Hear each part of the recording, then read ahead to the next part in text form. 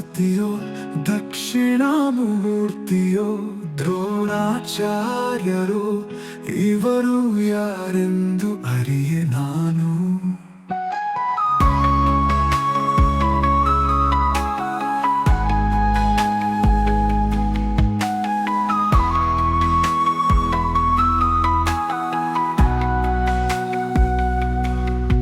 ಮಾತು ಇಲ್ಲದೆ ಮಾರ್ಗದರ್ಶನ ನೀಡಿದ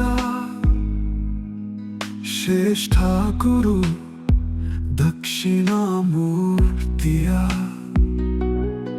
ಗುಣವ ತಿಳಿದವರು ದ್ರೋಣಾಚಾರ್ಯರು ಕಲಿಸಿದ ಶಿಷ್ಯರು ಎರಡು ಗುಣದವರಾದರು.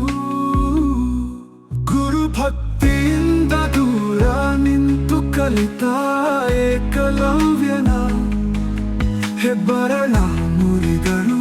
ಗುರುವಿನ ಮನಸ್ಸು ಕಠಿಣವೆಂದು ತೋರಿದರು. ತಮ್ಮ ಗುರುವಿನ ಬಳಿ ಕಲಿತರು. ಜ್ಞಾನವಿಲ್ಲದ ಶಿಷ್ಯರು ಪಶುವಾದರು.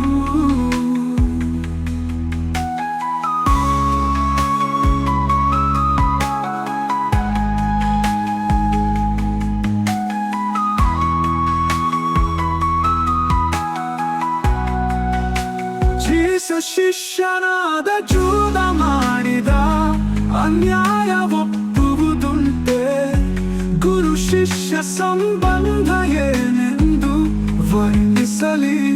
ವಿದ್ಯೆ ಕಲಿತು ಅರಿವಿನ ದಾರಿಯಲ್ಲಿ ಸಾಗುವವರ ಕಂಡರೆ ಉತ್ತಮ ಶಿಕ್ಷಕರ ಜ್ಞಾನದಾನದ ಫಲ ತಿಳಿ.